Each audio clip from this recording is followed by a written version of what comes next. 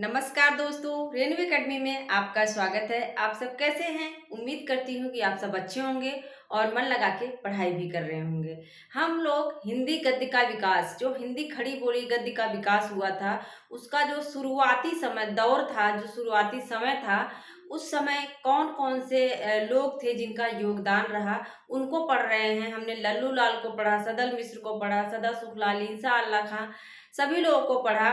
तो आप सब जानते होंगे कि रामचंद्र शुक्ल के अनुसार पूछा जाता है कि उन्होंने वरिष्ठता के क्रम में कौन से 4 महानुभावों का नाम लिया है। तो याद रखिएगा, हमने कल बताया था सदा सुखलाल हैं और ईसा अल्लाह खां हैं, लल्लू लाल हैं और सदल मिश्र हैं। एक चीज़ याद रखिएगा, सितारे हिंद का नाम उसमें नहीं आता है। एग्जामिनर यहीं से प्रश्न उठाएगा और उन चारों में एक नाम दे देगा, सितारे हिंद। तो चारों में बस वही 4 लोग हैं, सितारे हिंद का नाम उसमें नहीं आता, लेकिन कहीं ना कहीं इनका भी नाम हम देखते हैं। ठीक है, तो आज हम उन्हीं में से सितारे हिंद, शिव प्रसाद सितारे हिंद, जो कि भारतेंदु के गुरु माने जाते हैं, उनके बारे में पढ़ेंगे, उनकी रचनाओं को जानेंगे और उनके जो विरोधी थे, जिन्हें राजा लक्ष्मण सिंह कहा जाता है, उनके बारे में भी पढ़ेंगे। उन्होंने जो अनुवाद किया था कालिदास की रचनाओं का, उसको भी जानेंगे।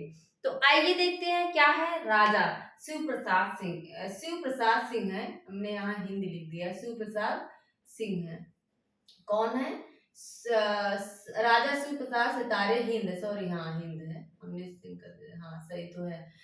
तो राजा शिव प्रसाद सितारे हिंद हैं और इन दोनों को राजा द्वय के नाम से जाना जाता है।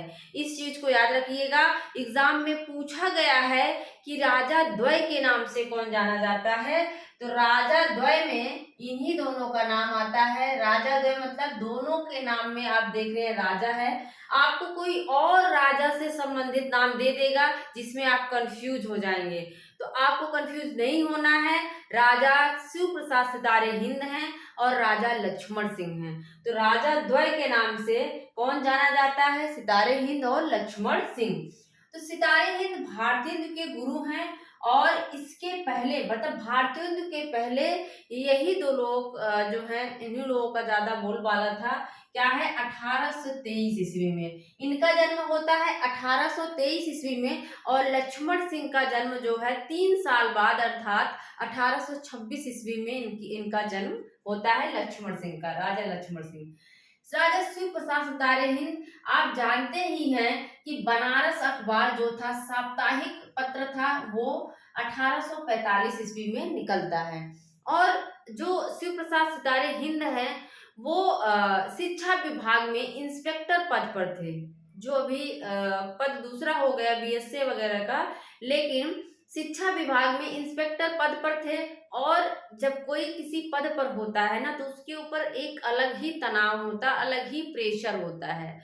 तो पहले तो ये हिंदी की हिमायती थे, मतलब हिंदी के पक्षधर माने जाते हैं, लेकिन बाद में क्या होता है, ये उर्दू की तरफ इनका रुझान हो जाता है, उर्दू के एकदम पक्षपाती हो जाते हैं। इनकी जो शैली है वो अरबी फारसी आम फहम की शैली है, मतलब ये अरबी फारसी शैली का ज़्यादा प्रयोग करते हैं। इनका कहना है कि जब तक कचहरियों में जो शैली है, भाषा है, अरबी फारसी शब्द जब तक चलते रहेंगे, तब तक संस्कृत निष्ठ जो खड़ी बोली है उसका प्रयोग नहीं हो सकता है। जाहिर सी बात है, जब तक कचहरी की भाषा चेंज नहीं होगी तब तक जो है हिंदी वो द्वितीय दर्जे पर ही रहेगी। तो एक क्या थे, 1856 में शिक्षा विभाग में इंस्पेक्टर के पद पर इनकी नियुक्ति होती है। इसके पहले ही 1845 में बनारस अखबार निकाल चुके होते हैं, जो कि हिंदी प्रदेश का पहला पत्र था। याद रखिएगा, पूछ सकता है एग्जाम में कि हिंदी प्रदेश का पहला पत्र, हिंदी प्रदेश का पहला पत्र कौन है? तो हिंदी प्रदेश का हिंदी पत्र, वैसे तो हिंदी पत्र उदंत मार्तंड निकला, लेकिन वो हिंदी प्रदेश का मतलब बनारस से जो निकलता है वो पहला पत्र ही है, बनारस अखबार। इसके बाद इनकी रचनाएं पूछी जाती हैं। और एक चीज जान लो कि ये इतने ज्यादा उर्दू के पक्षपाती थे कि इनको जो है ये अंग्रेजों के द्वारा दिए गए पद पर आसीन थे, इंस्पेक्टर के पद पर आसीन थे। इसीलिए इनको अंग्रेजों का पिट्ठू भी कहा जाता है। इनको और क्या कहा जाता है? अंग्रेजों का पिट्ठू भी कहा जाता है। याद रखिए, एग्जाम में पूछ सकता है कि हिंदी का दुश्मन और अंग्रेजों का पिट्ठू किसे कहा जाता है? तो शिव प्रसाद सितारे हिंद को कहा जाता है। इनकी रचनाएं हैं कुछ, वो एग्जाम में पूछी जाती हैं, उसको हम देख लेते हैं। क्या है? मानव धर्म सार, उपनिषद सार, स्वयं बोध, आलसियों का कोड़ा, राजा भोज का सपना, इतिहास तिमिर नाशक, वामा मनोरंजन, सिखों का उदय और अस्त, गुटका। याद रखिएगा, ये इन्होंने स्कूल के विद्यार्थियों के लिए लिखा है। क्या है? स्कूल के विद्यार्थियों के लिए जो है इन्होंने लिखा हुआ है। इसका अगर विषय पूछ ले तो जानते रहिए, वर्णमाला भी इनकी रचना है। अब याद कैसे करें शिव प्रसाद सितारे हिंद? जब आपको पूछेगा मानव धर्म सार किसकी रचना है, तो वहां पर इन्हीं जो गद्य के विकास में 4 लोगों का योगदान है, इन्हीं लोगों का नाम राजा लक्ष्मण सिंह दे देगा, सदा सुखलाल दे देगा, लल्लू लाल दे देगा, तब आप हो जाएंगे कंफ्यूज। तो आप मानव धर्म सार याद कर लो कुछ कि जो शिव प्रसाद सितारे हिंद, देखो शिव जो है, शिव प्रसाद जो हैं वो क्या है? मानव धर्म सार, मानव धर्म सिखाते हैं। और मानव धर्म कहाँ है? उपनिषदों में। आप मानव धर्म को कहाँ देखेंगे? उपनिषदों में देखेंगे। उपनिषद जब हम पढ़ते हैं तो हमें स्वयं का बोध होता है। क्या होता है? हमें स्वयं का बोध होता है। हमारे अंदर का जो आलस्य का कीड़ा है, हमने कोड़ा को कीड़ा कर लिया था, जो हमारे अंदर आलस्य का कोड़ा है वो क्या होता है? वो भाग जाता है। और हम जो राजा भोज बनने का सपना देखते रहते हैं, उसका क्या हो जाता है? इतिहास तिमिर नाशक हो जाता है। हम क्या है, देखो कुछ लोग इतने आलसी होते हैं कि काम उनको कुछ नहीं करना है, लेकिन उनके सपने बहुत बड़े बड़े रहते हैं। उनके पास बंगला हो, गाड़ी हो, काम उनको कुछ नहीं करना, दिन भर रील्स देखने में ही बिता देंगे, लेकिन उनके सपने क्या हैं? बड़े। तो वहीं से हमने रिलेट किया कि आलसियों का सपना बहुत रहता है, राजा भोज का सपना, राजा भोज बनने का सपना रहता है, लेकिन फिर क्या होता है? वो तिमिर नाशक मतलब अंधकार की तरह नाश हो जाता है और उनका पूरा जीवन मनोरंजन में ही बीत जाता है। वामा मनोरंजन, सिखों का उदय और अस्त, उनका क्या होता है? उदय होता है और अस्त भी हो जाता है। क्या करते हैं? लास्ट में गुटखा खाने लगते हैं और वर्णमाला तक का ज्ञान उनको नहीं हो पाता है। एक बार फिर से देख लो, शिव प्रसाद सितारे हिंद है, कौन है? शिव हैं। और शिव जी ही हमें क्या सिखाते हैं? मानव धर्मसार सिखाते हैं। मानव धर्मसार आपको देखने को कहाँ मिलेगा? उपनिषदों में भी मिलेगा। लेकिन जब हम उपनिषद पढ़ते हैं तो हमें स्वयं का बोध होता है। क्या होता है? स्वयं का बोध होता है। और हमारे अंदर का जो आलस्य होता है, उसका आलस का कीड़ा जो होता है वो मरने लगता है। और हमें जो हम राजा भोज बनने का सपना देखते हैं उसका नाश हो जाता है। इतिहास तिमिर नाशक, उसका क्या हो जाता है? नाश हो जाता है। और फिर इसके बाद जीवन क्या है? मनोरंजन बन के ऐसे ही चलता रहता है, वामा मनोरंजन। और उदय भी होता है, अस्त हो जाता है, लास्ट में गुटखा खाने लगते हैं, वर्णमाला का ज्ञान नहीं रहता है। हमने ऐसे याद किया था, बस एक रचना को पकड़ो और सारी रचनाओं को उससे रिलेट करके याद कर लो। शिव जी क्या सिखाते हैं? मानव धर्मसार सिखाते हैं। और धर्म कहाँ सीखने को मिलेगा? जब तक आप उपनिषद नहीं पढ़ेंगे। जब उपनिषद पढ़ते हैं तो हमें स्वयं का बोध होता है। स्वयं जो है हमारे अंदर जो आलस्य का कीड़ा होता है, आलसियों का कोड़ा, वो क्या है? इतिहास तिमिर नाशक की तरह खत्म होने लगता है। और जो है एक और रचना है इसमें, राजा भोज बनने का जो सपना था वो भी टूट जाता है, नाश हो जाता है। हमारी जिंदगी क्या? वामा मनोरंजन हो जाती है, उदय अस्त हो जाता है, गुटखा खाने लगते हैं, वर्णमाला तक का ज्ञान नहीं हो पाता है। ठीक है, आइए हम लोग देखते हैं लक्ष्मण सिंह। अब देखिए, जब ये उर्दू का समर्थन कर रहे थे तो उसी समय 3 साल बाद जन्म होता है लक्ष्मण सिंह का, और ये उसका विरोध करते हैं, एकदम डट कर विरोध करते हैं। इनके सितारे हिंद के ही उनके डिपार्टमेंट में, उनके विभाग में ही, इनके ही साथ के थे जिनका नाम विश्वेश्वर था, उन्होंने भी जो है विरोध किया था इनका, सितारे हिंद का।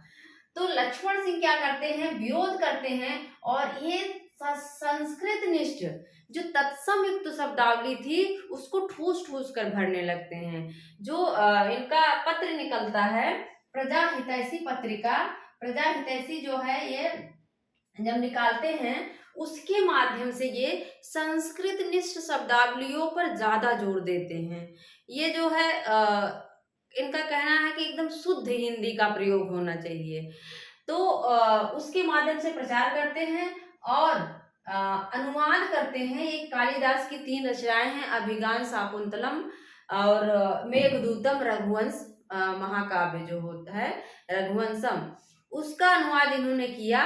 और एक चीज पूछता है कि किसकी भूमिका में इन्होंने कहा है, हमारे मत में हिंदी और उर्दू 2 न्यारी न्यारी बोलियां हैं। पूछा भी जाता है किसने कहा है और किसकी भूमिका में कहे हैं। तो इन्होंने जब रघुवंश महाकाव्य का अनुवाद किया तब उसी में ये कहते हैं हमारे मत में हिंदी और उर्दू 2 न्यारी न्यारी बोलियां हैं, 2 न्यारी न्यारी बोली हैं।